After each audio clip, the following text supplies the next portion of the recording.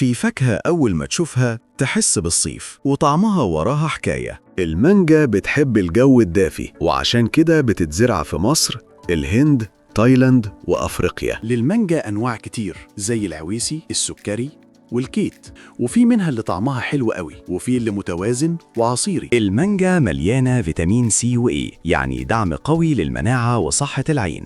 ألياف المانجا بتساعد الهضم وبتقلل الإحساس بالانتفاخ. سكرها طبيعي، يديك طاقة تدريجية من غير هبوط مفاجئ. مضادات الأكسدة فيها بتساعد القلب وتحمي الجسم من الإجهاد اليومي. وفيتامين إي بيساعد البشرة تفضل نضرة والجلد يبقى صحي. تاكلها فاكهة أو عصير أو مع فطارك، سهلة وتدخل في يومك بسرعة. فاكهة بطعم حلو وفايدة حقيقية، دي فايدة هب.